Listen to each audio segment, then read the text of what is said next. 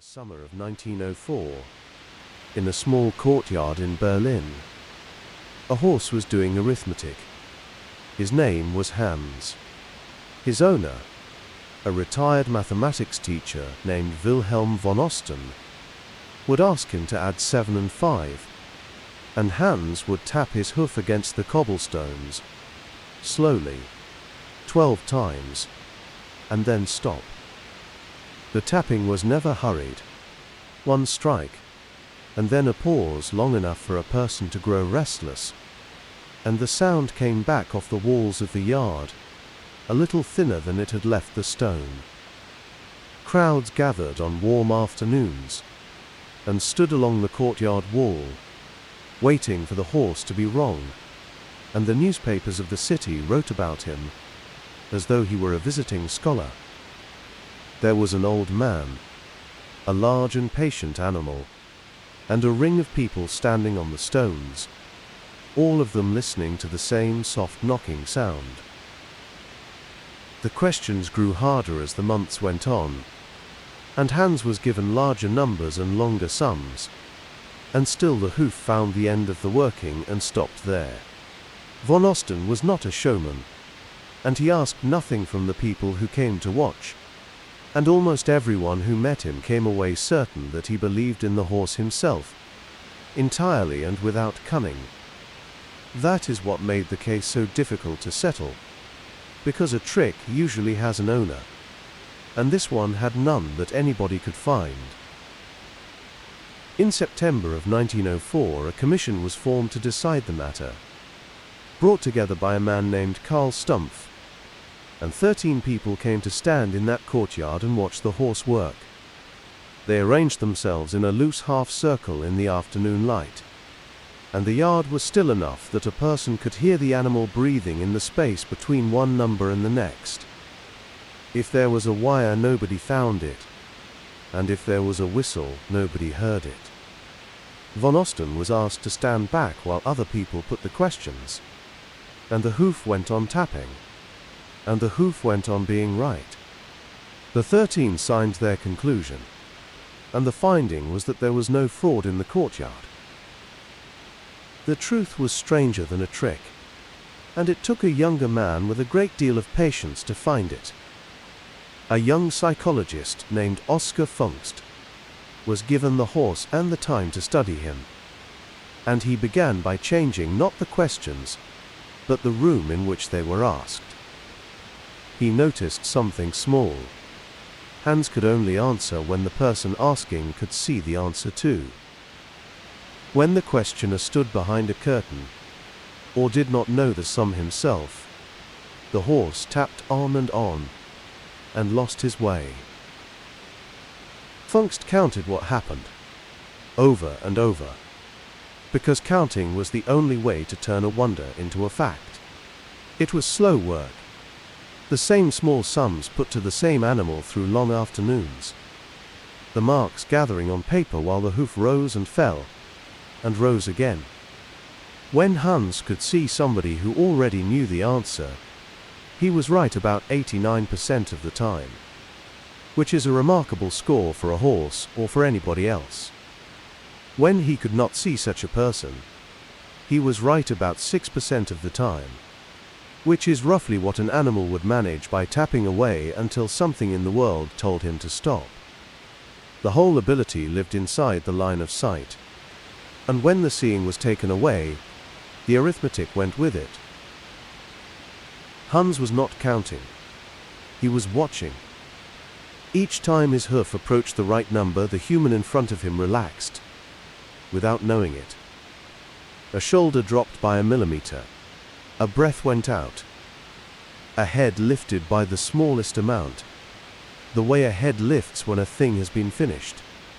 The tension had been gathering since the first tap, in the neck, and the jaw and the small muscles around the eyes, and at the correct number it let go. Hans had learned to wait for that release, and it was the only signal in the courtyard that ever mattered to him. Then Fungst did the thing that makes the whole story worth keeping. Standing in front of the horse himself, knowing exactly what he was looking for, determined to give nothing away at all, and Hans answered him correctly anyway. He had set his jaw and let his hands hang still at his sides, and the hoof came up and struck the stone and stopped in exactly the right place. Fungst found that he was making the movements himself, without meaning to, while trying with all of his attention to hold still. He could feel almost none of it, and the horse could see all of it. A trained observer, warned in advance, and watching his own body from the inside, still handed over the answer through his shoulders and his breath. He published his account in 1907, and the explanation turned out to be quieter than the mystery had been. Von Osten is easy to cast as the fool of the story, and he was not one, because he had spent years in the open air with an animal, and had taught it something real. He had simply given it the wrong name, and what he took for arithmetic was attention, which is the rarer gift of the two. The horse could not add 7 and 5, but he could read a room full of people better than the people could read each other. Anyone standing on those cobblestones in 1904, with the answer already settled in mind, would have given it away as well, not on purpose, and not in any way that you could have felt at the time. The body does this work below the level of noticing, in movements measured in millimeters, in the length of a breath, in the small settling that happens when a thing comes out right. So the horse was never solving sums at all, but reading a language that people did not know they were speaking, learned the way anyone learns a language, by hearing it spoken every day for years. We are all of us broadcasting. A held breath, a shoulder that drops, a face that softens half a second before the words arrive. Most of the time nobody is watching closely enough, and the signal crosses the room and is gone. But something patient, standing very still, can learn to read the whole of it. Hans learned it in a courtyard in Berlin, from people who never knew that they were teaching. He was never wrong about the humans, he was only wrong about the sums. And here, now, in the dark, there is almost nothing left to read. The shoulders have stopped their small work. The breath has gone long and even. Nothing is being asked of you. Nothing is waiting for an answer.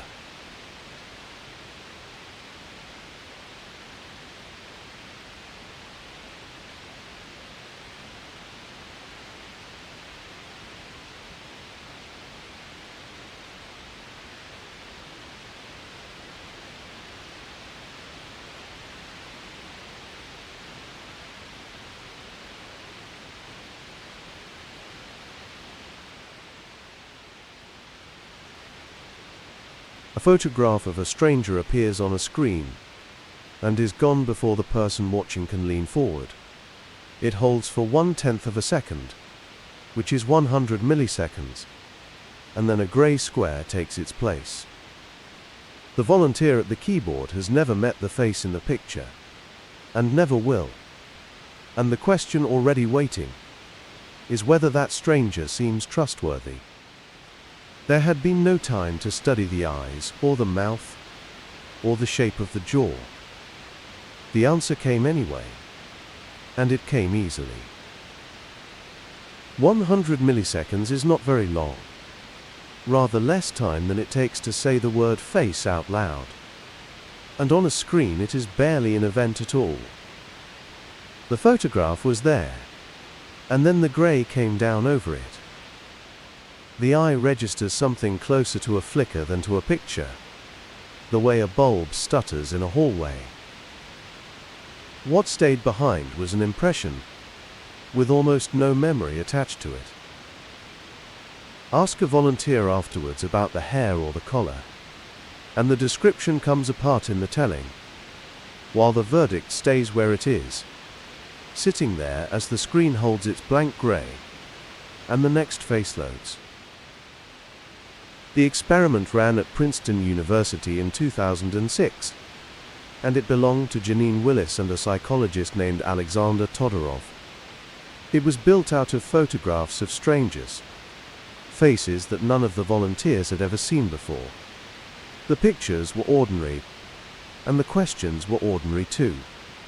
People were simply asked how trustworthy each face seemed, and how likable, and how competent, and how aggressive. One group saw each face for 100 milliseconds, and no longer than that. Another group was given no time limit at all. Those people could sit with a photograph, look away, look back, and take as long as they wished. Some of them lingered, leaning in and then sitting back, and then returning for one more look. A tenth of a second gives the eyes almost nothing to work with. Not enough for a considered opinion, barely enough to be certain that a face was there at all. And yet the answers were not random and they did not scatter. And when the two sets of responses were set against each other, they matched. The people who had merely glimpsed a face, and the people who had studied it at leisure, were, in the main, saying the same thing about the same strangers. One judgment matched more closely than all the others, and that judgment was trust. The agreement there measured 0.73, higher even than the agreement about whether a face was attractive, which came in at 0.69. Likability sat lower, at 0.59, and competence and aggressiveness were lower still, both of them at 0.52. Of everything a face seemed to announce about its owner, the matter of whether that person could be trusted was settled first, and argued over least. The order of those numbers is worth sitting with, because before the mind decides whether a stranger looks clever, or capable, or dangerous, it has already decided whether the stranger looks safe.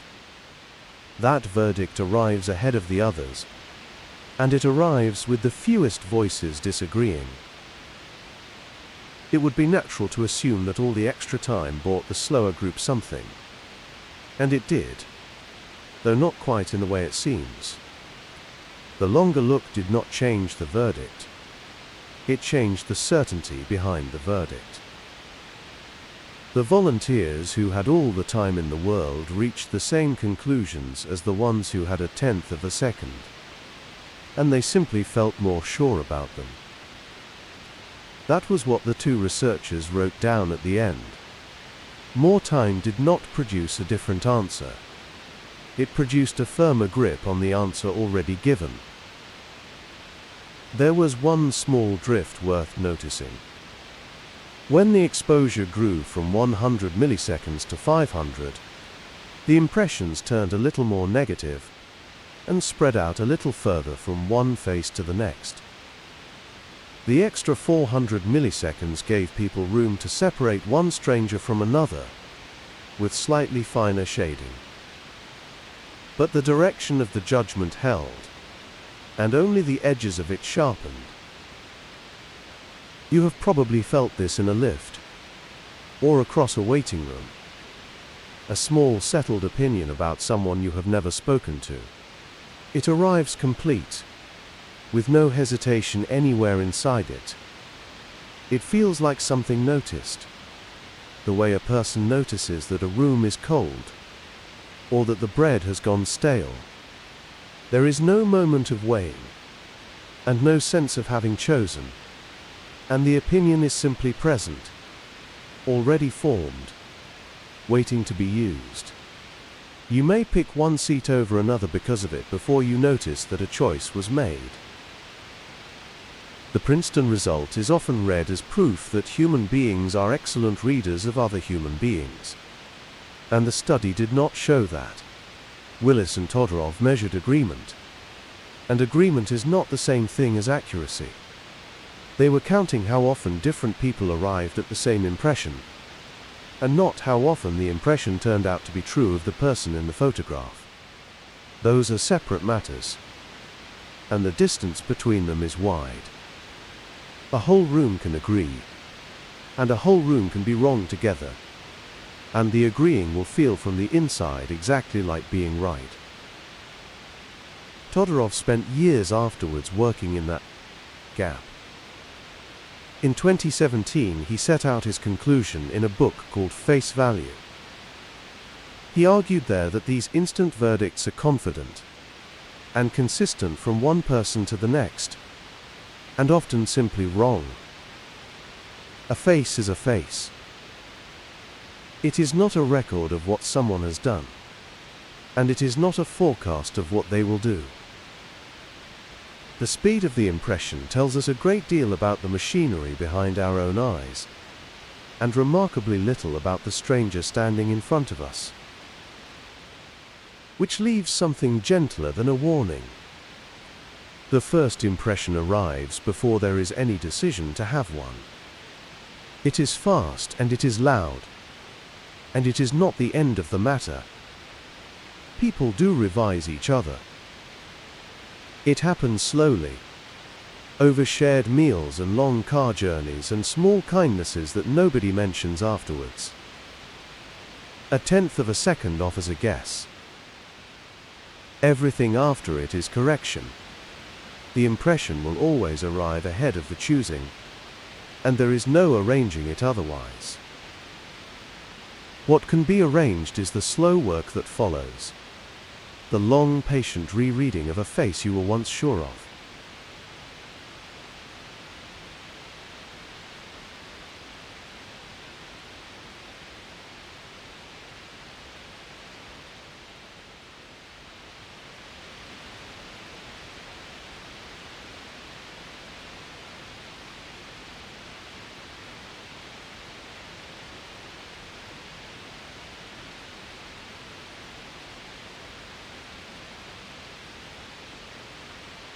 The tape carried a picture and no sound at all. On the screen, a college teacher was speaking to a class that could not be heard, moving his hands, waiting for something, beginning again. The clip ran for 10 seconds and then stopped, and after a moment of grey, another one began in its place. The person watching was a young psychologist named Nalini Ambady, and the year was 1993. She had the blinds half closed and the volume dial turned all the way down. There were 13 young teachers on those tapes, 3 short clips of each of them, and every single clip was silent. The recordings had been made in ordinary classrooms on ordinary weekday mornings, and nothing in any of them looked unusual or staged. A man wrote something on a board, turned around, and rested one hand on the back of a chair. A woman lifted her chin towards the back of the room and held it there. Between clips, a pale band of static crawled up the glass, and the machine hummed underneath everything. Rewinding took longer than watching did. There was the click of the button, the whir of the spool, the short wait before the next face arrived. Ambady worked with Robert Rosenthal, a researcher who had spent much of his career on the small things people give away without meaning to give anything away at all. Between them they were after one number, the amount a complete stranger could gather from a few seconds of movement with no words attached to it. The judges they recruited had never met these teachers and knew nothing whatsoever about them. They had never sat in those classrooms, never heard a single sentence of those lectures, never seen a reading list or a grade or a photograph. They watched 30 seconds of silence, broken into 3 pieces, and marked down their impressions of warmth and confidence and enthusiasm. It took each of them less than a minute to finish. Then the tapes went into a box, and the semester carried on for months without them. the box on a shelf collecting the ordinary dust of a working office. Later that year, the students who had actually taken those courses filled in their evaluation forms, the way students do at the end of a term almost everywhere in the world. They had spent an entire semester with these teachers, sitting through every lesson, hearing every word, watching them handle a difficult question and a bad morning. The forms were collected and averaged in the ordinary way. Then the two sets of numbers were set against each other. The ratings built from 4 months of classes, and the ratings built from 30 seconds of silence. They lined up at about 0.76. In a study this small, with only 13 teachers in it, that is a remarkably high figure. Then the researchers trimmed the tapes further, cutting them down until only 6 seconds of each teacher remained. The trimming was done by hand. One mark on the tape where a gesture began, and another where it ended. 6 seconds is barely long enough to watch a person shift their weight from one foot to the other. The agreement between the strangers and the students hardly moved at all. It settled at about 0.71. There was an obvious explanation waiting for them, and to their credit they went looking for it. Perhaps the strangers had simply picked out the better-looking teachers, and perhaps the students, more slowly and with better manners, had done exactly the same thing. So physical attractiveness was measured as well and taken out of the arithmetic, and the pattern stayed almost exactly where it had been. Whatever the eye was catching in those 6 seconds, it was not only a face. It is worth being careful about what those numbers actually said, because they are easy to stretch. The strangers were not predicting how much anyone learned in those classrooms.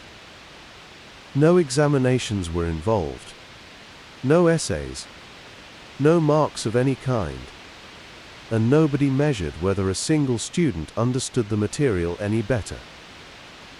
What was predicted were the ratings the students gave, and ratings are opinions, formed over months rather than over seconds.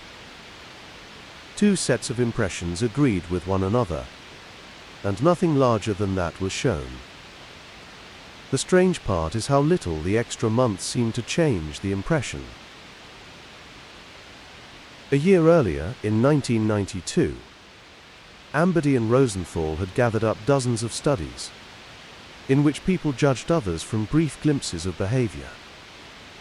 Across the whole pile, the average effect came out at about 0.39, a modest number and an honest one.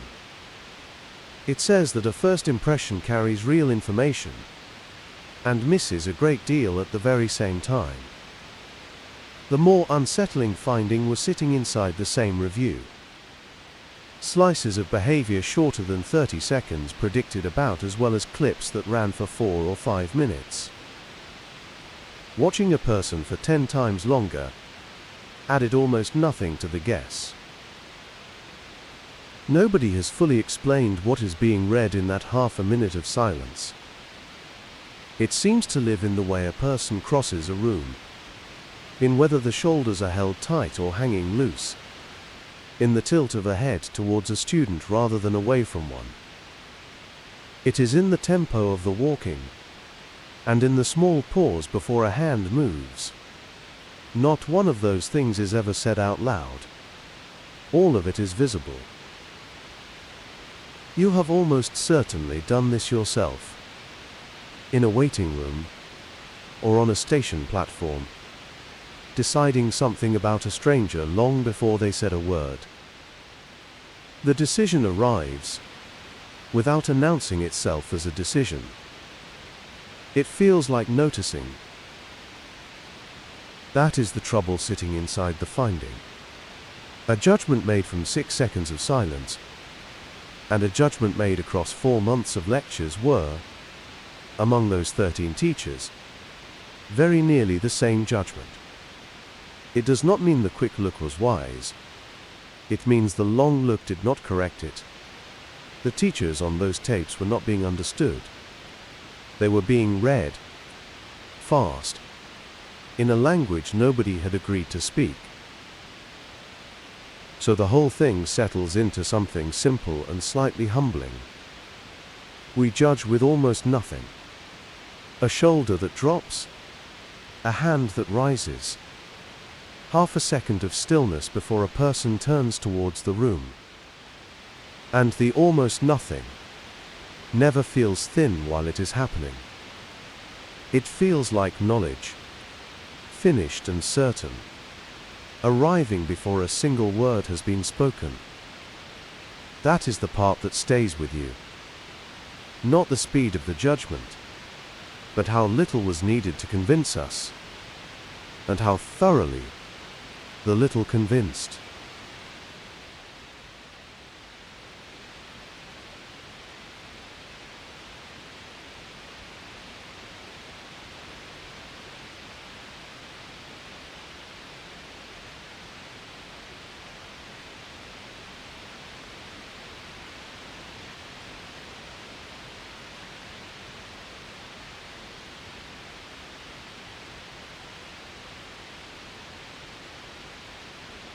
The list carried a set of names, about 1 child in 5, typed out and handed to their teachers.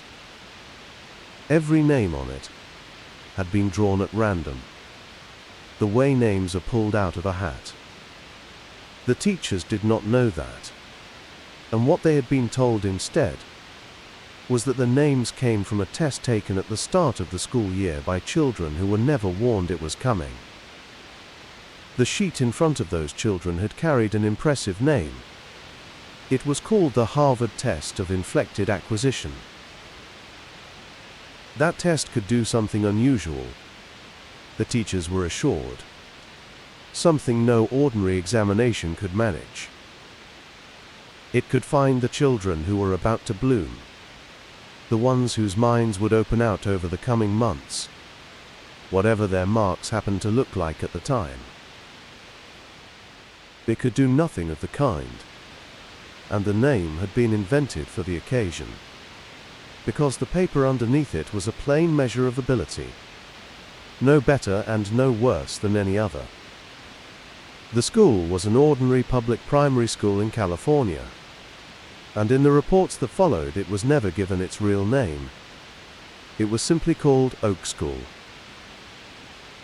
2 researchers stood behind the whole arrangement, Robert Rosenthal and Lenore Jacobson.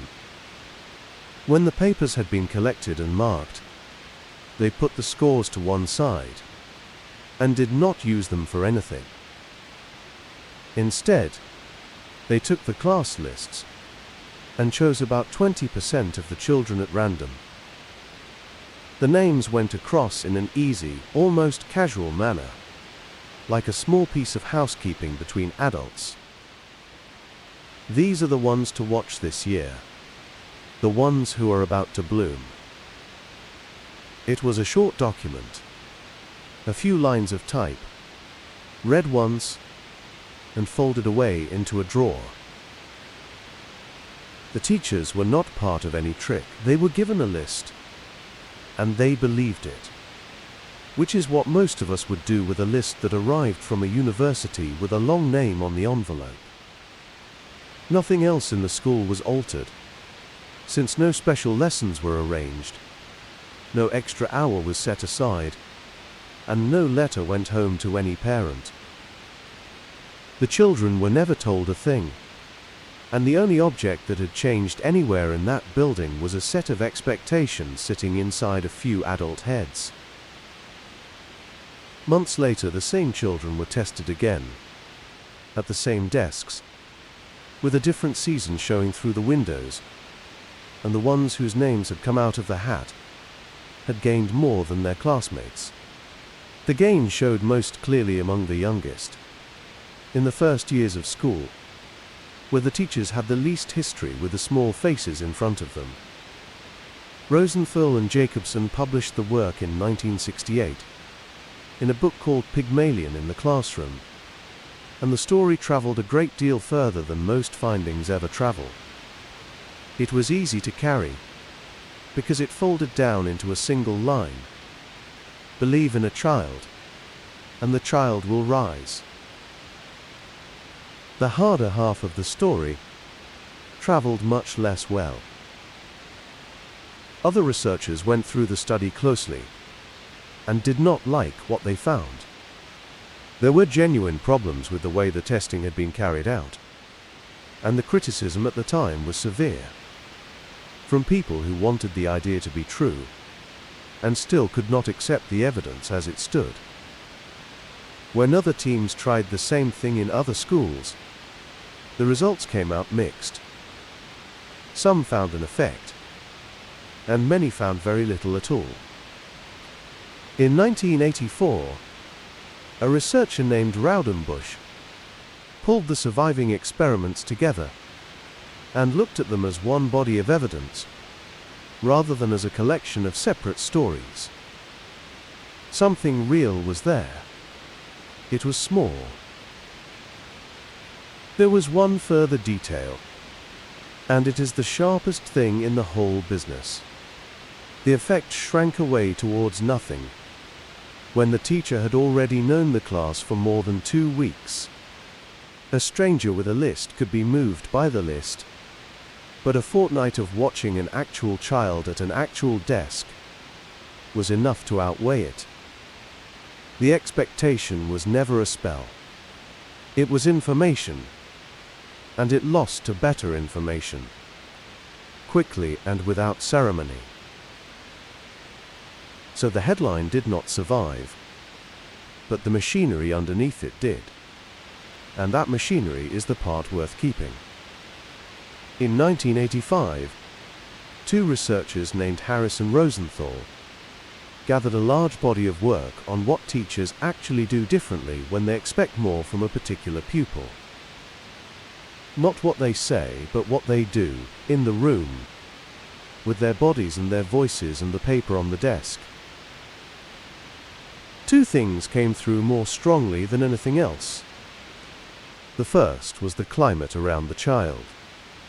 Since teachers stood a little closer to the ones they had hopes for, they looked at them for longer, smiled more readily, and let their voices go warmer, without ever deciding to. The second was simpler, and in some ways more startling, because they taught those children more. More material. Harder material. More of it inside the same 40 minutes, offered without any announcement. There was also the matter of time. When a child on the list paused before answering, the teacher tended to wait a little longer before moving on to somebody else. A second, perhaps 2 seconds, long enough for a half-formed thought to finish assembling itself into words. 2 seconds is a long stretch in a classroom. A chair shifts, and a pencil rolls a few inches to stop against the spine of a book. Further along the row, another hand goes up and hangs in the air. The child looks down at the desk, then up again, and the sentence arrives. The children who were not on the list met the next question sooner. What mattered less was the thing most people would have guessed. Praise and correction, the feedback that adults think of as the whole job of teaching, came out weaker in the evidence than the warmth and the workload did. It was not the applause that moved the needle, but the tone of voice, the length of the pause, and the amount of the world that got handed over. You have almost certainly sat on both sides of that pause, without noticing it from either side. That is what is left when the strong version falls away. Not a spell cast upon a child. A set of small physical habits in a grown adult, most of them invisible to the person carrying them. A voice that softens by a degree. A body that leans in. A pause allowed to run on a moment longer. A harder page handed across without comment. It is not magic. It is behavior. A teacher waits 1 second longer than usual and never knows it. The child on the other side of the desk has already read that second. An expectation will not stay indoors. It travels out through the hands and the voice and the timing of an ordinary morning, into a child who was told nothing at all. What an adult believes about a child leaks through the adult, even when nobody wants it to.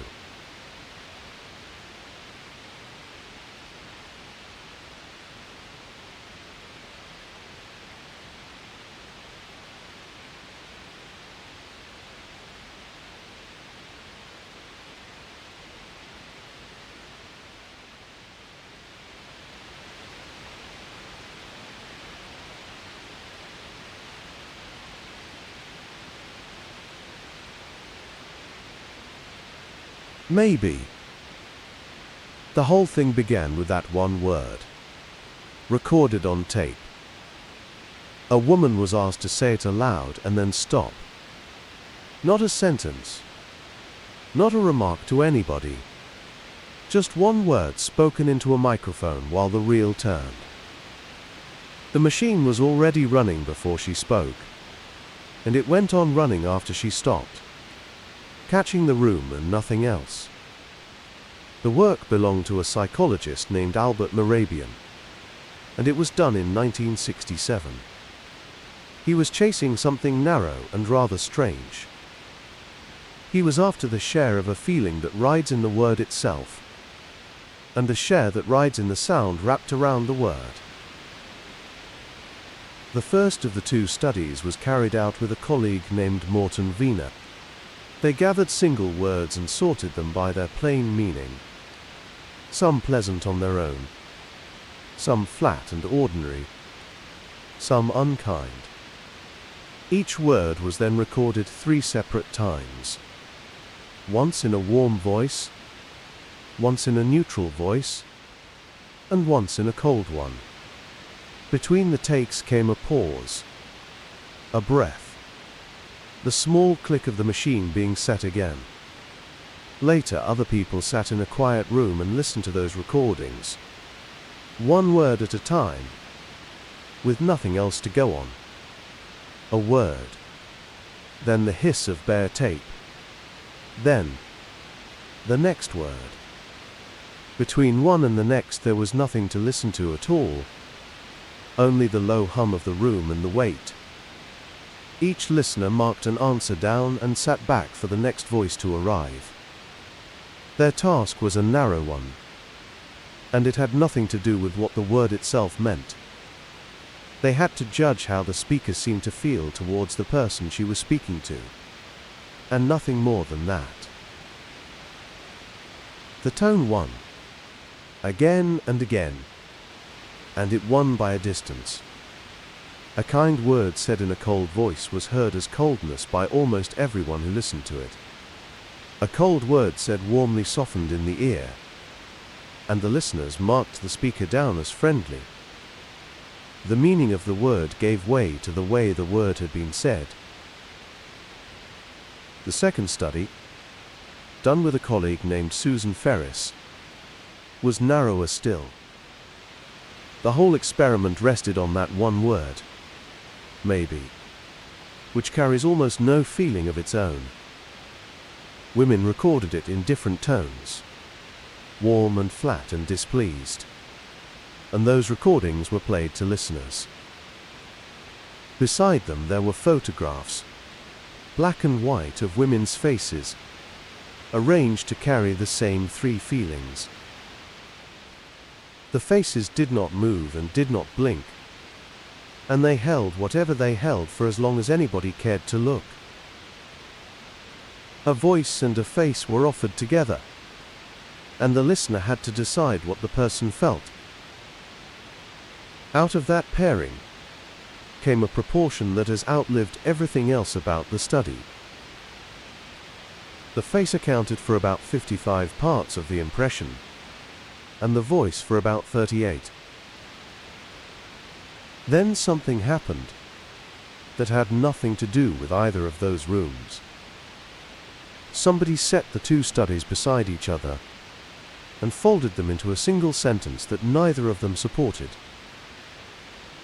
55% from the face, 38% from the voice, and the 7% that was left over for the words themselves.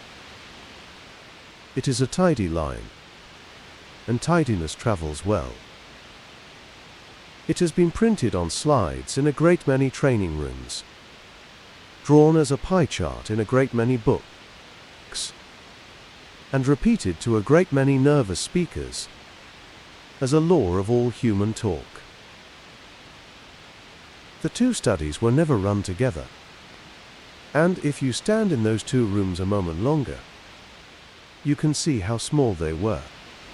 Nobody in them held a conversation, and nobody argued a point, explained an idea, or taught another person how to do a thing. There was no meeting, no negotiation, no lecture, no phone call, no apology, no piece of news. Every voice on the tape belonged to a woman, and every listener judged her without ever seeing her move, or lean in, or take a breath before speaking. They heard the words in isolation, cut away from whatever came before them, and whatever came after. And nothing in the design measured whether information had actually arrived at the other end. Nobody checked whether a set of directions had been understood, or a train time, or a phone number, or a dose written on a label. None of that was tested at all. Mehrabian has spent a long time explaining the limit, patiently, without ever quite getting the sentence back. His own condition is a simple one. Unless a person is speaking about their own feelings or attitudes, the equations do not apply. The numbers describe one narrow collision, the moment when the words and the tone disagree with one another. Somebody says they are perfectly fine in a voice that is clearly not fine, and the two signals pull apart. In that collision, the listener follows the face and the voice, and quietly lets the words go. That is the finding, and it is a real one, carefully made, and a great deal smaller than the slide it became. There is no villain in any of this, and nobody set out to mislead anyone. A clean number travels further than a careful one, and it travels lighter, because the conditions are heavy and tend to get left behind. On the road from that quiet room to the meeting room, the tape recorder fell away, and only the arithmetic went on. So the famous line, that only 7% of meaning lives in the words, was never found in any room. Words carry a great deal of it. Directions still work. Explanations still work. A plain sentence, said plainly, still lands. What those tapes did show is quieter and rather more interesting than the famous line. When the words and the voice tell two different stories, people believe the voice, and they believe the face. The mouth says yes while the shoulders say otherwise, and the listener knows. People were reading that gap long before anyone thought to count it. Picture the reel turning again. The machine warms. The tape moves. The counter climbs by ones. One word, said warm. The same word, said cold. A row of strangers, listening for a feeling and marking it down. That was the whole of it. And it was enough.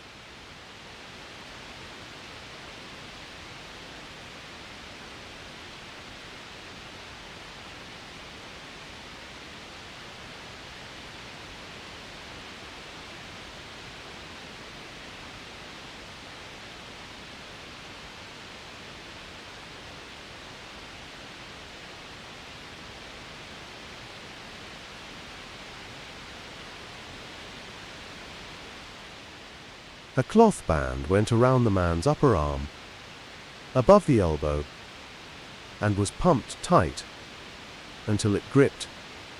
A rubber tube was buckled across his ribs, so that it rose and fell as he breathed. His sleeve was folded back past the shoulder.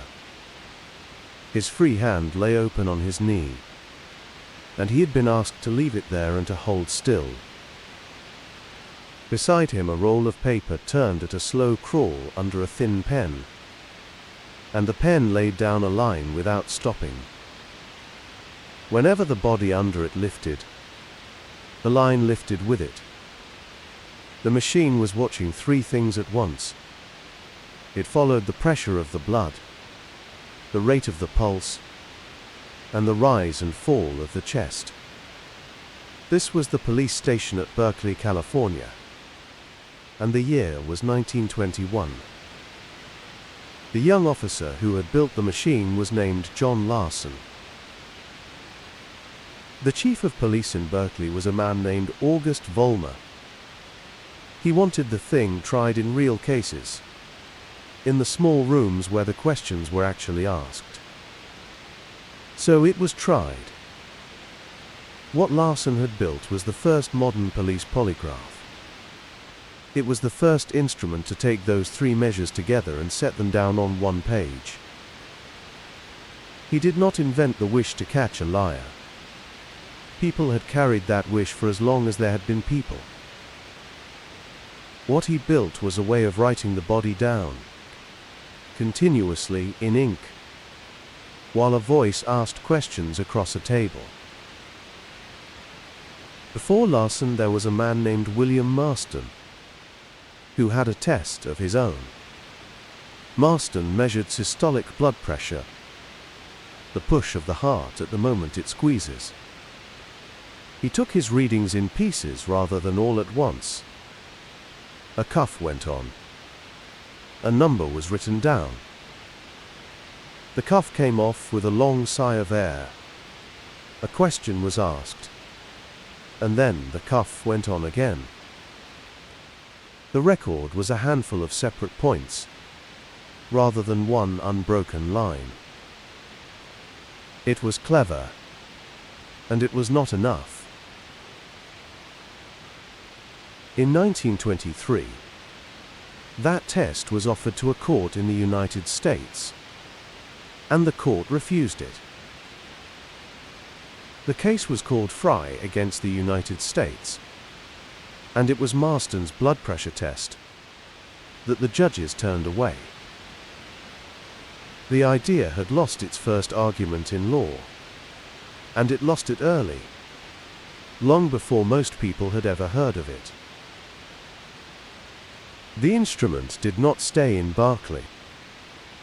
A younger man named Leonard Keeler took it up and made it smaller, small enough to be carried, and he added a fourth measure to the three, the quiet change in the skin that comes with sweat. Then he carried it out into the world, and the world took it gladly. Police departments wanted one, and companies wanted one, and everybody wanted the thing that would settle a doubt. The picture most of us still hold in our heads, the box on the table, the needles trembling, the operator leaning in to watch the paper, is mostly Keeler's picture, rather than Larson's. And here is the part that slipped away during all that traveling. The machine never measured a lie. It measured a body.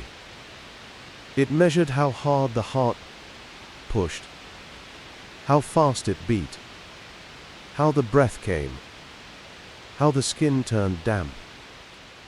Those 4 things rise when a person is frightened, and they rise when a person is angry.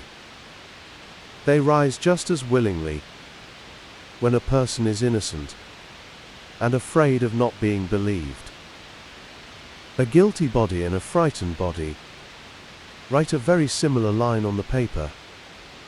The paper cannot tell you which of the 2 is sitting there in the chair. The reading of that line was always done by a human being, leaning over it, deciding. In 2003, a committee at the National Research Council in the United States gathered nearly all of the research ever done on the subject. Their conclusion was careful and plain. The tests do better than chance, and they fall a long way short of being right every time. That middle ground is where they have always lived, above a coin toss and far below certainty. Almost a century of research had not managed to move them upward. For screening employees, for passing many honest people through a machine in the hope of finding the single one who is not honest, the committee was blunter still. It called the polygraph an unacceptable choice. The courts had been arriving at something similar for decades before that, with far less noise. Federal courts in the United States do not admit polygraph results as evidence, and most state courts do not admit them either. Among the few that do, most will hear the result only if both sides agreed to it beforehand, before anyone knew what the needle was going to say. New Mexico stands by itself, the only state that will admit a polygraph without that agreement made in advance.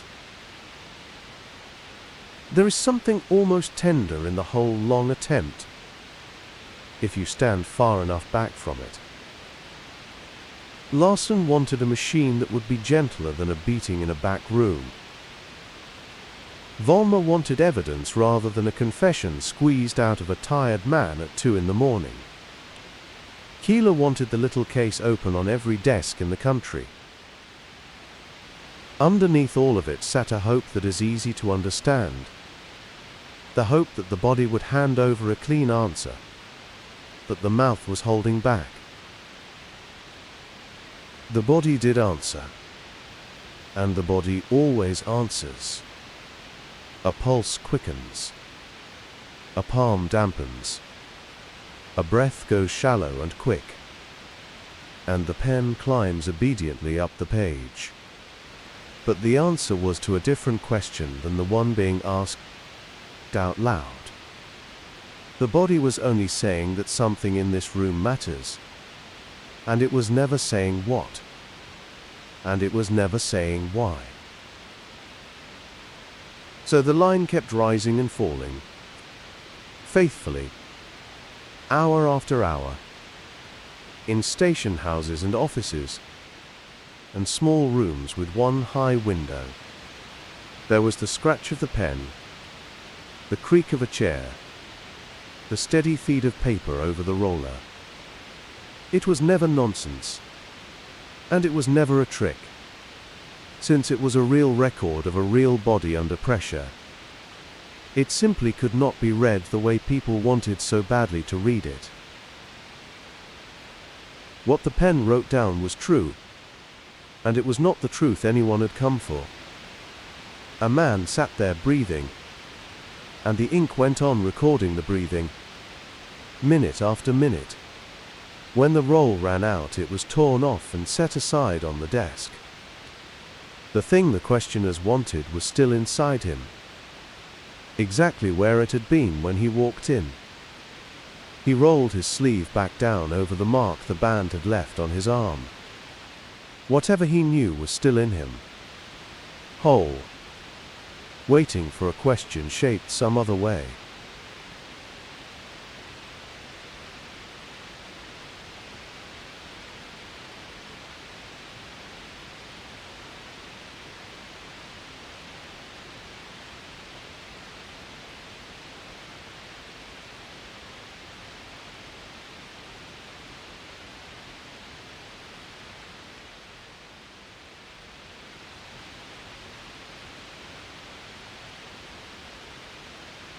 A queue folds back on itself between nylon tapes at an airport checkpoint. Grey trays ride the rollers, loaded with belts, laptops, and folded coats. Travelers stand in their socks on cold tiles and wait to be waved forward. Near the front stands a person in uniform whose entire job is watching faces. Not bags, not passports, not the screen with its orange and blue shapes. Faces. The shifting weight, the wrong kind of stillness, the expression that does not fit the moment. About 3,000 agents in the United States were trained to work that way. The Transportation Security Agency ran a program that taught them to observe behavior in the hall. From the outside, it looked like a person standing near a line, doing almost nothing. The idea under that uniform was older than the queue, and it began in 1966. Two researchers named Ernest Haggard and Kenneth Isaacs put a name to something almost too small for a person to see. They were interested in the way a human face can change, and change back again, inside a fraction of a second. What they described was a kind of small betrayal, and it went something like this.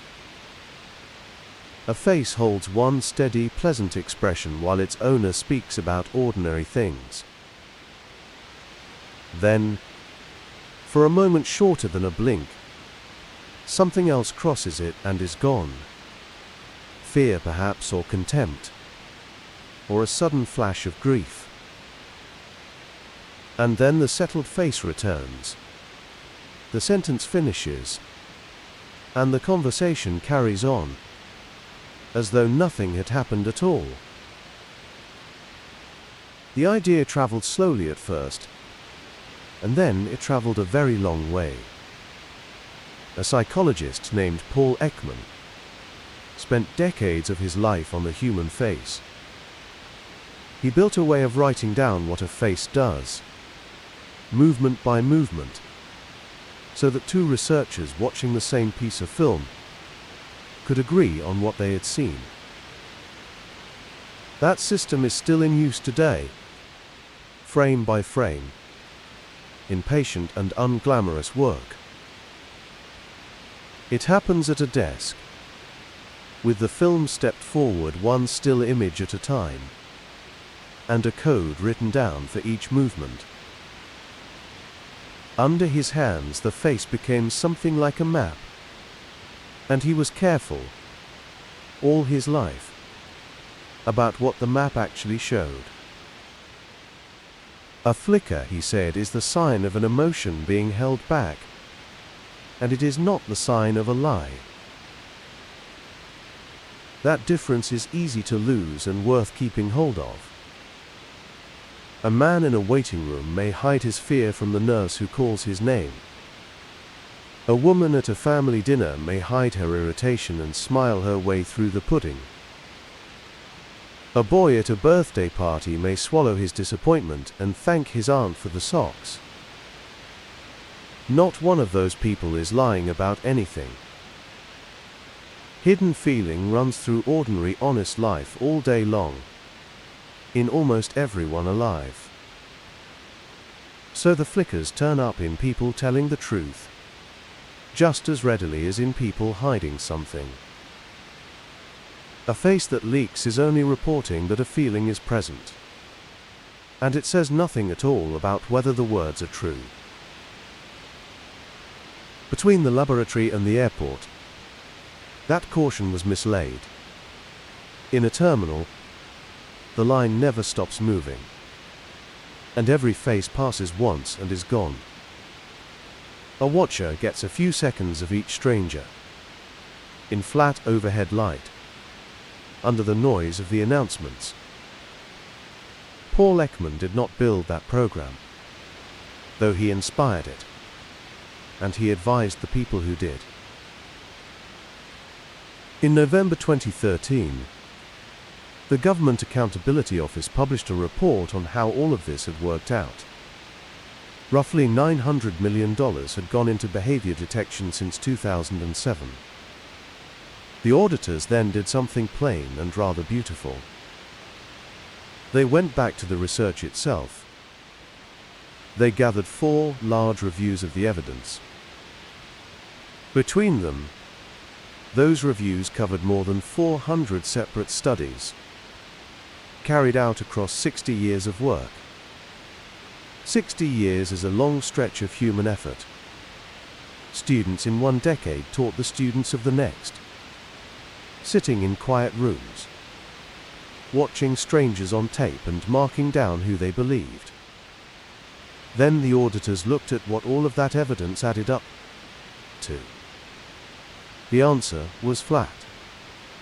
Reading deception from behavior landed at chance, or only a very little above it. The number had been sitting in plain view for years.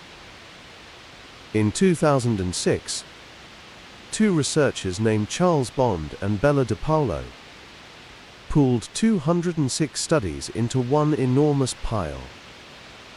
More than 24,000 people had been asked, in one setting or another, to judge whether someone was lying or telling the truth. Out of every 100 of those judgments, about 54 came out right. A tossed coin gets 50. That gap, 4 points wide, is what all of human intuition about liars amounts to once somebody finally measures it. The flicker itself is not imaginary. Faces do leak. The coding system is real work, and it still earns its place in careful research. What did not survive was the promise that was built on top of it. The promise was that a trained watcher in a crowded terminal could pick the dangerous traveler out of the merely late, the merely frightened, and the merely exhausted. All of it by the small movements of a face. Airports are full of nervous people. Almost every one of them is nervous about nothing more than an aeroplane, or a connection, or a funeral waiting at the other end. A hall like that is a poor place to hunt for something rare using a signal that everybody gives off. There is something oddly restful in that result. It means the inside of a person is not a public document. The small storms that cross a face are not, in practice, collectible. They happen faster than attention. In the queue, in the lift, at the sink, in the doorway of a room. Then they are over, and no one has taken a note. Your own face has done this today, several times most likely, and no one caught it. The feeling arrived, moved something for an instant and left. It did no harm on the way through. The last flight of the evening has gone, and the hall stands empty. Grey trays sit stacked in their columns beside the still rollers, and the watchers have gone home.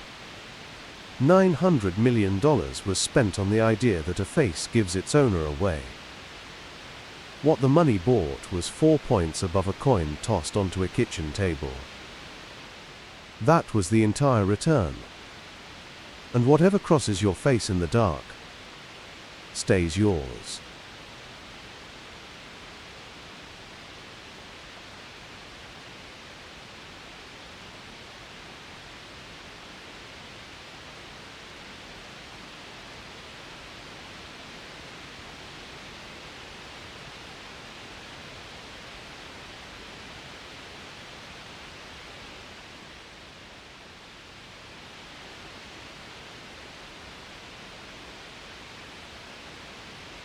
The film itself is gone.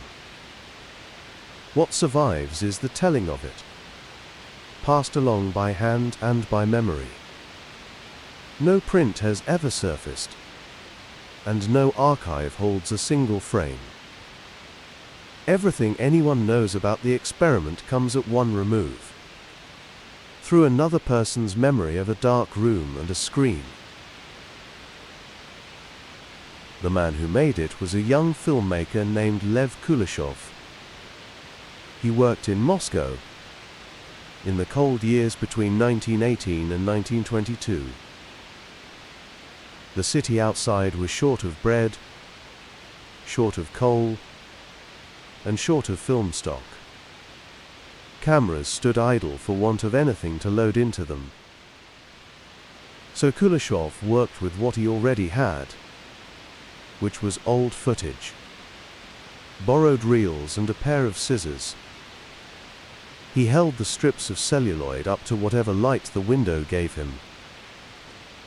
The work went slowly, one frame at a time, and there was no hurrying it.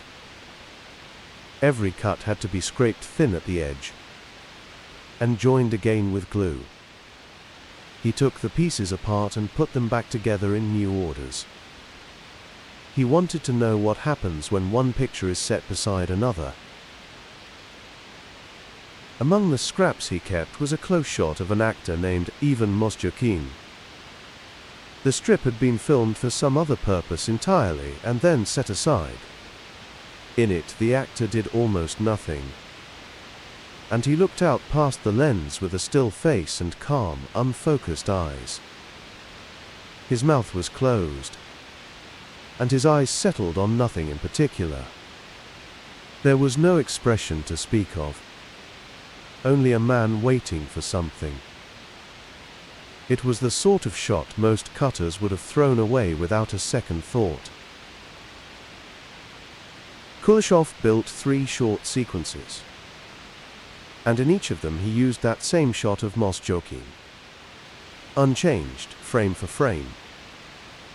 What he changed was only the picture that sat next to it. Beside one copy he laid a plate of soup, and beside another he laid a coffin. Beside the third he laid a different scene again, and the description of that scene shifts depending on who is doing the telling. Then he glued the joins, wound the reels, and darkened the room. The sequences were shown to an audience. The film ran in the dark with the machine ticking away behind the seats. As the story goes, the viewers came away impressed by the actor and by the range of what he could hold in his face. They saw hunger in the face above the soup, and grief in the face beside the coffin. They saw something soft and tender in the third. Some of them praised the delicacy of the performance, and the way the feeling arrived without any fuss at all. Nothing in the actor had changed, and it was one shot, printed 3 times, doing nothing whatsoever. The tale deserves to be handled gently because it reaches us at second hand. Kuleshov's little films were never preserved, and no copy has ever turned up since. The strips are gone, and nobody now living has watched them run. Most of what survives was written down by another filmmaker, Vsevolod Pudovkin. He described the experiment in 1929, long after the fact. He was remembering something he had seen years earlier, in a country that had changed a great deal around him. And the details wander from teller to teller. The third image is recalled one way by one writer, and quite another way by the next. The order of the shots moves about, and the audience grows or shrinks depending on the page. Even the year sits loosely inside that cold stretch between 1918 and 1922. A story that behaves like that has slipped out of the plain record and become a founding legend, the sort of tale a young art form tells about its own childhood.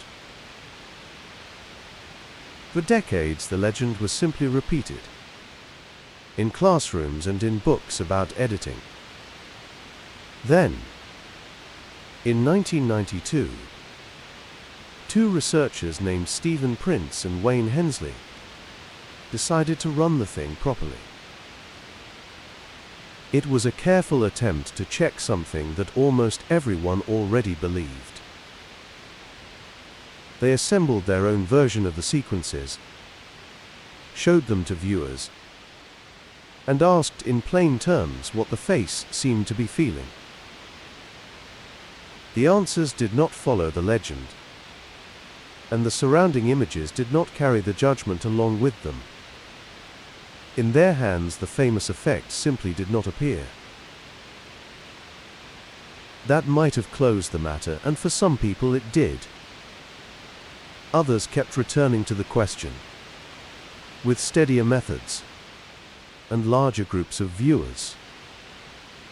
Work published in 2016 and again in 2024 found something real and something a good deal smaller than the story. Set a neutral face beside a sad image, and viewers will read a little more sadness into it.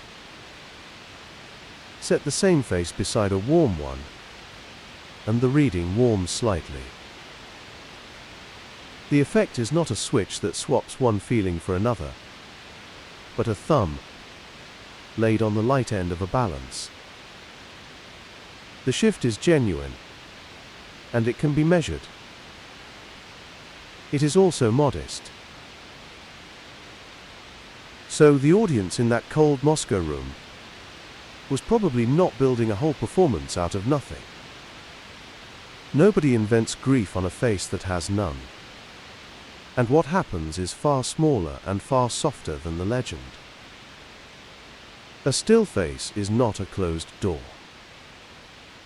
It is closer to an open room, and whatever the viewer brings walks in alongside them. The soup does not put hunger into the actor's eyes. It leans, very lightly, on the person watching. That is probably how faces work for you as well, with no film in the room at all. You arrive carrying the weather of your own hour, and a neutral face across a table is filled in a little by whatever came just before it. Not filled completely, only tilted by a small amount in one direction. The reels are long gone. The names stayed. Lev Kuleshov and Ivan Mozhukine and Vsevolod Pudovkin. A plate of soup. A coffin. A calm face with the light moving slowly over it. The legend grew larger than the finding, and the finding held anyway, in its own small way. What remains is the lightest of pressures. A face offers very little, and the room around it supplies the rest.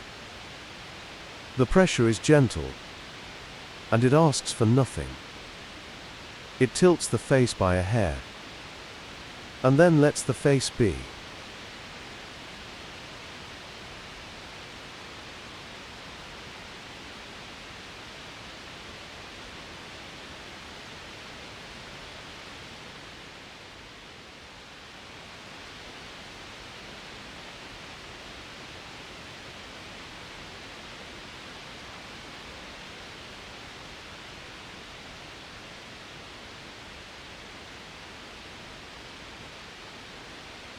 Two photographs of the same woman lay face up on the table. The same face, the same hair, the same soft light, falling from the same side. The same faint smile, held for the same fraction of a second. Both prints came off the same negative, on the same paper, in the same batch. Then a retoucher went over one of them with a fine brush. He altered a single detail. In one print the pupils had been made larger, and in the other they had been made smaller. Nothing else on the paper was different. Men were shown the pair and asked which of the two women they liked more. Most of them chose the print with the large pupils. They said she looked warmer, softer, easier to be near. Then they were asked why they had chosen her, and the answers ran out. Some held the two prints up under a lamp and searched for the difference, turning them over, setting them down, picking them up again. They still found nothing. It was right there, a fraction of a millimeter of black ink on a photograph. It never reached the part of the mind that makes reasons. The man who set out that pair was a psychologist named Eckhard Hess. He described the comparison in 1965 in the magazine Scientific American, and people went on remembering it. The effect was not left standing as a curiosity in an old magazine either. In 2004, two researchers named Toombs and Silverman ran the same comparison again. The pull of the wider pupil showed up once more. Those two prints came out of years of far duller work. Sometime before 1960, in a laboratory at the University of Chicago, a man sat in near darkness. He looked at photographs on a screen while the light in the room stayed fixed and low. A small camera was aimed at his face, and it filmed one thing only: the black circle at the center of his eye. The pictures came and went at a steady pace.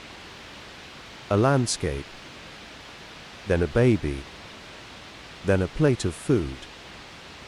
Between them the shutter gave a soft knock, and the room went still again.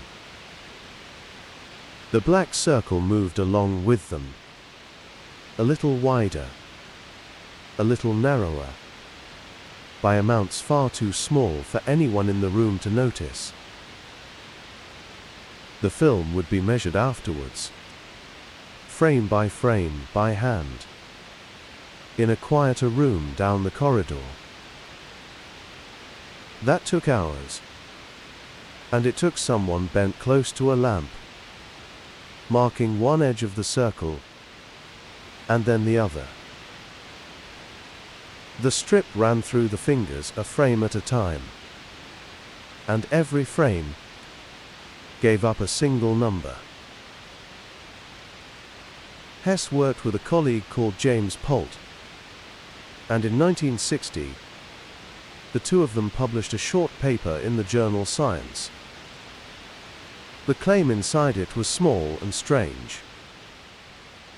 The size of the pupil rose and fell with interest in the thing being looked at, and the owner of the eye never felt it happen. This was not a story about brightness. Everyone already knew that the pupil narrows in bright sunlight and widens in a dark corridor, and that much had been understood for centuries. Hess and Polt held the light in the room steady and changed only the picture. The circle still moved. Hess also liked to tell a story alongside the measurements, and he told it beautifully. He said that jade dealers in old China had watched the eyes of their customers across the table. From a widening pupil they had known which stone was truly wanted, and had set the price accordingly. He said that card players had worn dark glasses for the same reason, to cover the one part of the face that cannot be governed. It is a lovely story. It is also only a story. Hess told it. And the telling traveled from paper to paper. Nobody has ever produced the jade dealer, or the card table behind it. Some of what sits inside a scientific report is evidence. Some of it is the storytelling that carries the evidence along. That tale belongs to the second kind, and it is worth enjoying as such, with no weight of proof resting on it. The measured part held up better than the legend, though it turned out to say something narrower than people had hoped. The pupil does open for a face, and it opens just as readily for plain arithmetic. Ask someone to hold 3 numbers in mind and multiply them. The black circle widens while they work, and eases back once the answer arrives. It opens for a sudden noise in the next room. It opens for a word that carries a charge. In 2021, a careful team ran the classic tests again, with the whole method filed and locked before a single measurement was taken. Nothing could be chosen once the results were in. The hard sums widened the pupil. The charged words widened the pupil. 2 of the more romantic ideas did not come through. There was no clear split between what the eyes of men did and what the eyes of women did. And the notion that one person's pupils copy the pupils of the face in front of them did not appear at all. So the small black circle is honest, and it is not a translator. It reports that something has landed. It does not report what. A difficult sum and a warm face can move at the same distance, and so can alarm, and fondness, and the shock of cold water. It is closer to a lamp on a dashboard than to a sentence in a language that anyone can read. Hess was right, that the eye gives something away. What it gives away is only the fact of being stirred, never the reason for it.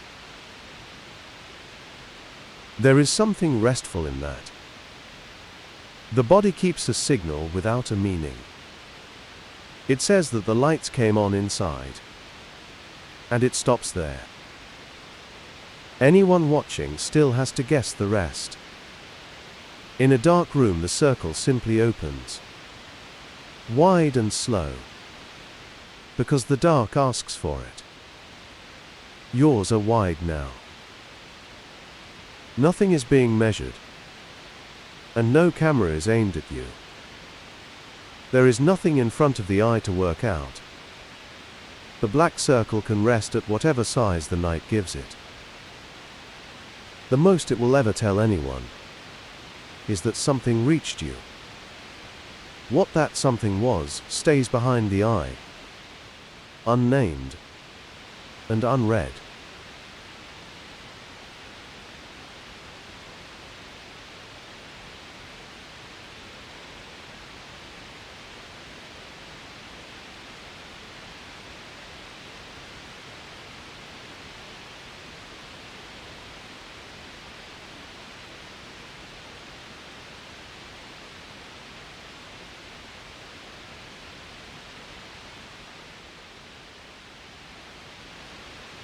A pen gripped between the teeth pulls the mouth wide and back into something close to a smile. A pen held with the lips alone makes a smile almost impossible. The mouth cannot do both at once. In 1988, a group of volunteers were handed a pen and told how to hold it. Some were to clamp it between their teeth, keeping the lips well clear. Others were to hold it softly with the lips, keeping the teeth away. Nobody explained why. It was an ordinary pen, the sort that turns up at the bottom of a drawer. Nobody in the room had any reason to think it mattered. The volunteers were then given cartoons on paper and asked how funny each one was. The sheets came one at a time, a drawing above and a row of numbers below. That contrast was the whole design. Everything had been arranged so the mouth would be busy holding one shape while the mind attended to something else. The table was plain. The light overhead was even and left the paper without shadow. There was the small knock of plastic against teeth. There was the scratch of a pencil marking a number on a line. Between the cartoons there were long stretches with nothing said in them. Nobody laughs out loud with a pen in the way. The work was run by a psychologist named Fritz Strack, together with Leonard Martin and Sabine Stepper. They wanted to see whether the shape of a face could tilt a feeling. The word smile was never said aloud in that room. Nobody was told what the pen was really for. The teeth group found the cartoons a little funnier. Not much funnier. Just a small, steady lean in one direction. The result traveled a long way beyond that room. It went into textbooks. It was repeated in lecture halls for nearly 30 years, because it seemed to say something plain and rather lovely about bodies. The face was not only a screen for a mood, but part of the machinery that made one.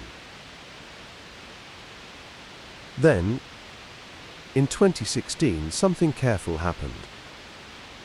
A researcher named Erik Jan Wagenmakers coordinated a replication across 17 laboratories. They agreed on one method in advance, down to the wording of the instructions and the cartoons themselves. The full plan was filed away, with the analysis fixed, before the first volunteer arrived. A lock like that removes the small freedoms that let honest people find what they hope to find. Then they ran it. In 17 rooms. In several countries. 17 stacks of the same drawings, printed and waiting on 17 tables. The same pen, the same instruction, the same silence while people decided. The pen made no difference at all.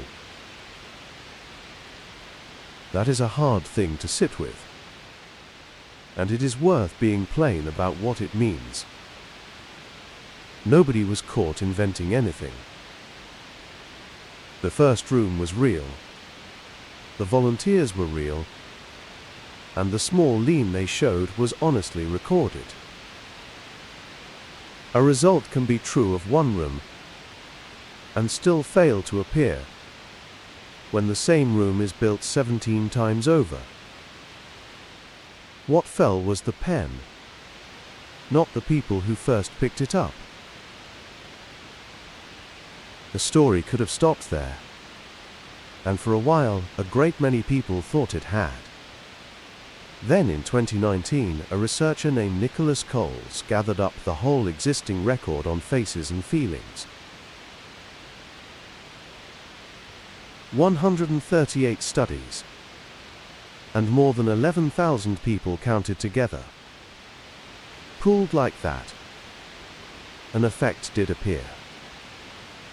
It was real, and it was also small, far smaller than the textbooks had made it sound. Small, true things behave in exactly that way. They hide inside any single room and show themselves only when thousands of people are stacked one upon another. Not a lever. more like a thumb, resting lightly on a scale. In 2022, a large group of laboratories decided to test the idea itself rather than the pen. They called themselves Many Smiles. Almost 4,000 people took part, in 19 countries, which is a great many faces to watch. Some were asked to copy photographs of people smiling. Some were asked simply to arrange their own mouths into a smile and hold it there while the seconds went by. A held smile starts to ache after a while, in the cheeks and along the jaw. Both of those groups reported feeling a little happier afterwards. And the pen, brought back one last time, did nothing whatsoever. The pen had never been the thing.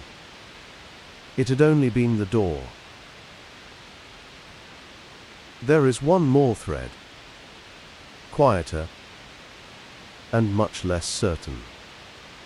In 2010, a team led by a researcher named Davis worked with people who had received Botox injections in the muscles of the forehead and the brow.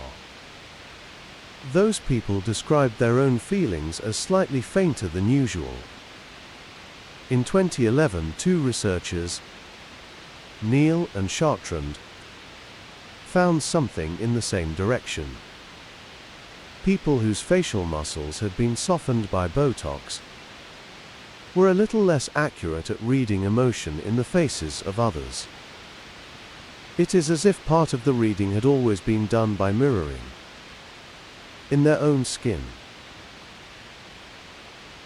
Those were small rooms with small numbers, 30 or 40 people at a time, they suggest. They do not settle. It is worth holding them loosely, the way you would hold something still wet with paint. So what is left is smaller than what was promised, and steadier for being smaller. The face is not a switch. It will not turn a mood on by command.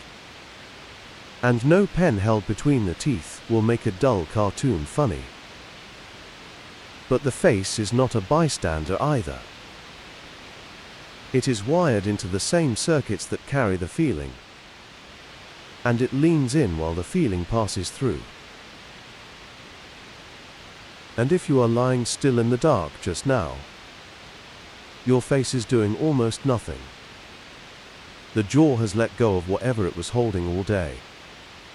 The brow has gone smooth against the pillow. Your breathing has slowed without anyone asking it to. The pillow takes the whole weight of your head.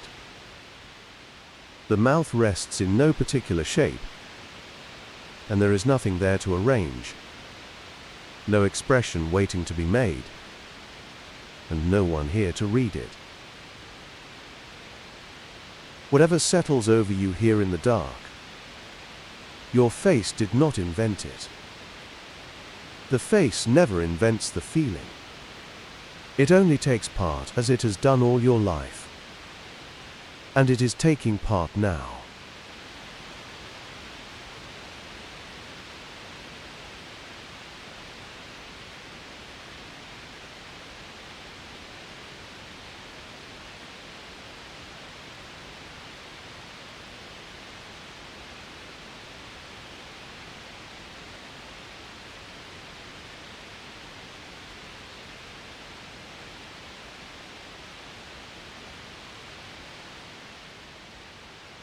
The baby was 3 months old, and she sat in a padded seat with her mother leaning over her. The room was quiet. A camera was running in the corner of the room, on a small tripod, pointed at the two of them. The mother talked to her the way people have always talked to babies, in soft sounds and slow, exaggerated movements. The baby answered. She kicked her feet against the seat. She made a noise that was almost a word, and her mother made a noise back. For a minute or so, the two of them passed something between them, back and forth, patiently, with no object in it at all. Then the mother glanced away for a moment. When she turned back, her face had gone completely still. That single change was the experiment.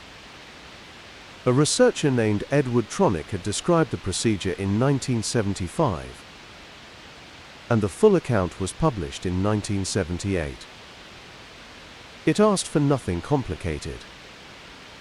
A parent plays with a baby in the ordinary way, usually a baby of 3 or 4 months. Then, at a signal, the parent stops and holds the face blank. No smile, no frown, just a face that was awake and calm and no longer joining in. The camera kept turning on its tripod, and the light in the room did not change. Everything stayed where it had been, except the face. The babies noticed almost at once. Within seconds, this one knew that something had changed. Her first move was to try harder. She smiled again, wider than before, the way you might repeat a word to someone who has not quite heard it. She pointed, and she made her small sounds and waited. The waiting was the hard part to watch. She reached a hand up toward the still face and held it there. Nothing came back across the small space between their faces. None of it worked.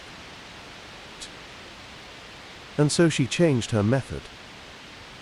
She squirmed and arched her back and let out a sound of complaint. Her heels knocked against the padded seat. She protested, in the only language she had. And then, when the protest brought nothing back either, she stopped. She turned her face away. She looked at the wall, and then at her own hand, and then at anywhere that was not her mother. She turned the hand over slowly, as if it were new. She went quiet and small, and her whole body settled down into the seat. On the film, that was the part that stayed with the people who watched. It looked so much like giving up, and it took so little time to arrive. Then the signal came again, and the mother let her face move. Her eyes moved first, and then the whole of her face came back with them. She smiled, and she spoke, and she leaned back in and touched the baby's fingers. The baby came back to her. The two of them found each other, and the old game started up once more, a little wobbly at first. That last part was studied as carefully as the still part. In 2009, a researcher named Judy Mesman and her colleagues gathered the many studies that had used the procedure and looked at them all together. They found that babies did not simply snap back to 100%. Some of the upset stayed for a while after the face came alive again. The comfort returned, but it returned slowly, with a small residue in it. They also found that the effect itself was very robust. It appeared in boys and in girls. It appeared in babies from easy circumstances, and in babies from harder ones. Among researchers who study babies, it is one of the most repeated procedures there is, and the same shape of response came back again and again. None of this was a hard thing done to a baby. The still face lasted a short time and then it was over. The mother in the room was not being cold. She was following a signal from a researcher, and many mothers found it difficult to hold. Keeping a blank face while a baby calls you takes real effort. When it was over, the baby was picked up and comforted, and the two of them went home together. The point was never that something had been broken. The babies recovered right there in the room, in front of the camera, with everyone watching. What the procedure showed was not fragility, but how early the conversation begins. Long before words, that baby was already keeping track of whether the other face was taking its turn. Long before words, she was already doing repair work. She tried sweetness first, then insistence, then withdrawal, moving down the list the way an adult might, only faster and with fewer tools. There was something else in the film that was easy to miss. The baby never quite gave up on the possibility of an answer, and she kept checking back. Even after she had turned away, she glanced over again, once, in case the face had changed its mind. The glance was quick, and then her eyes went back to the wall. Faces go still all the time. In ordinary life, a parent is tired and stops halfway through a sentence. A screen takes the eyes away for a minute or two. Someone is thinking about a bill, or a phone call, or nothing at all. Then they look up, and the face moves again. The little conversation picks up where it left off. You have done that repair 1,000 times without ever noticing it. That was the finding underneath the film. Babies were not asking for a face that never faltered. They were not asking for perfect attention. They did not need endless patience. They did not need a parent who always got it right. They were asking for something simpler. They were asking for a face that came back.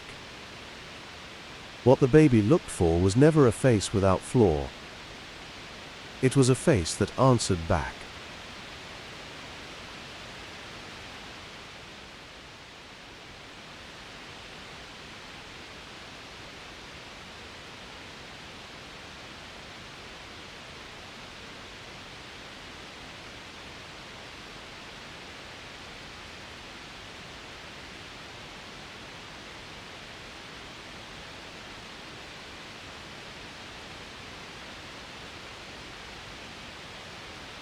Two cups stood upside down on the floor of a quiet room.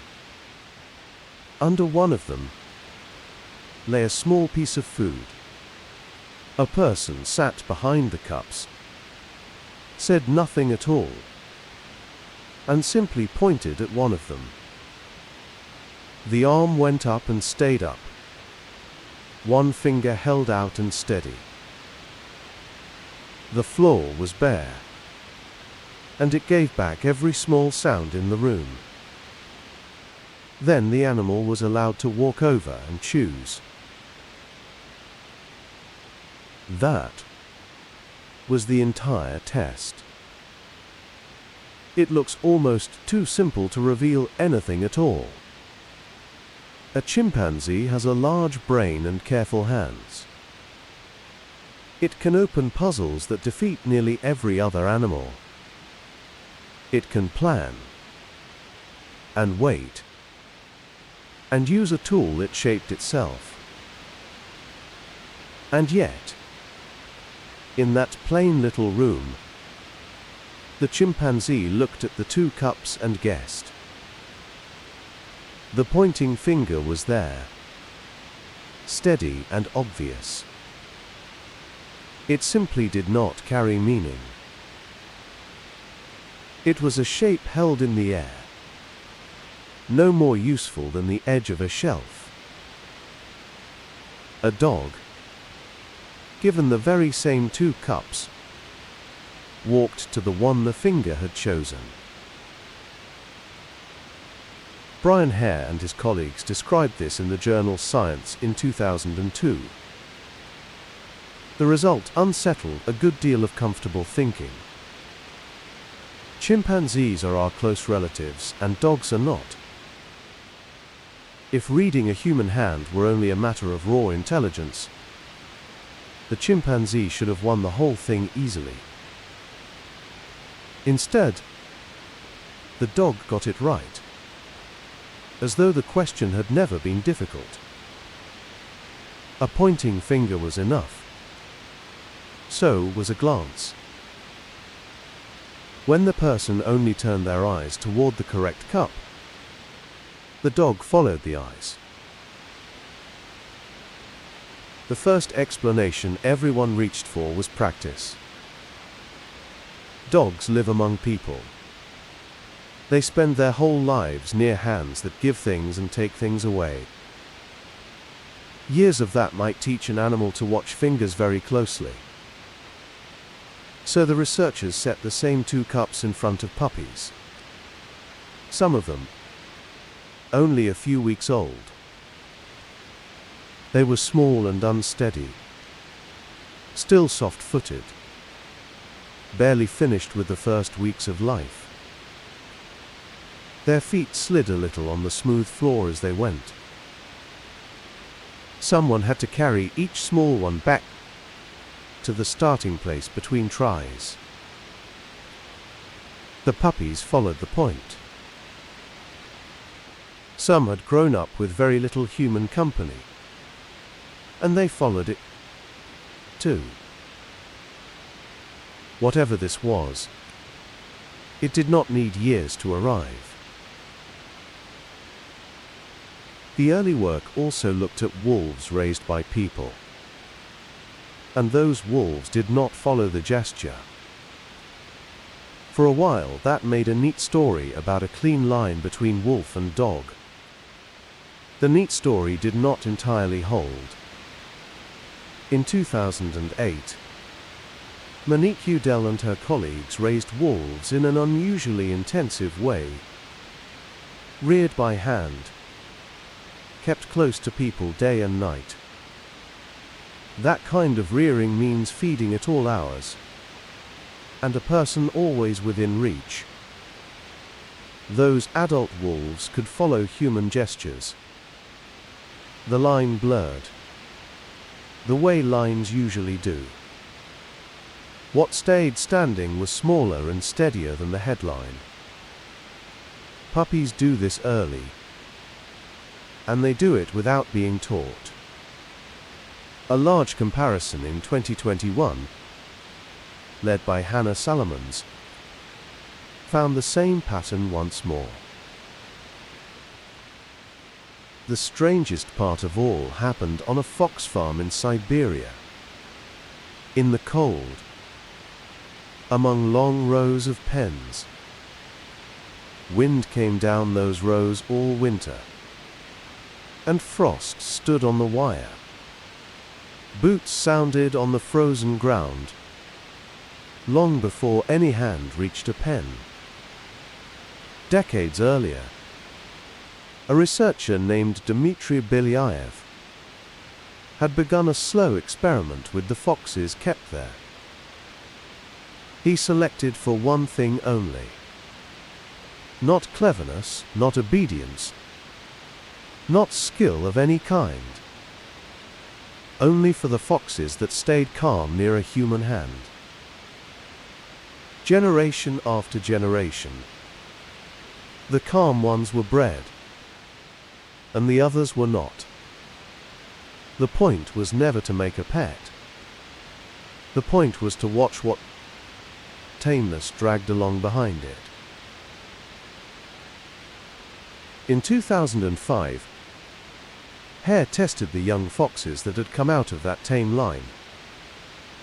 They were put in front of the same plain choice: 2 containers on the ground, and 1 small human gesture.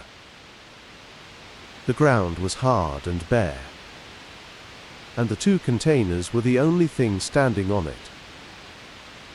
The kits from the tame line followed the human gesture about as well as puppies did. The kits from the control line did not manage it nearly so well. Nobody had trained either group to watch a hand. It is worth saying plainly what that does not mean. These foxes had not turned into dogs. They were foxes, living on a farm, doing a small task with 2 containers. No one had rewarded them for reading a gesture. The only thing chosen, across all those generations, was calm. And with the calm, quietly, something else had come along. Perhaps that is the shape of it. To read another creature, you first have to be unafraid enough to look. Fear keeps the eyes moving. Calm lets them rest on a face, on a hand, on the small movements that mean something. A puppy a few weeks old already rests its eyes that way. So it seems, does a fox bred only for a steady heart. A conversation of this kind runs all the time, and hardly any of it uses words. A hand lifts across a room, and something near the far wall understands. A chair scrapes back, and 2 ears come up in the next room. A person slows down at the end of a long day, and the animal lying near them slows down as well. Attention travels between species far more easily than anyone expected. It moves in both directions, which is the gentler half of the finding. The creatures who learned to read us were being read all along. None of this asks anything of you tonight. It is simply true. The way the weather is true. Living things lean toward each other and learn. Nothing needs solving now. The room is quiet. Let it stay that way. The rain can go on without us.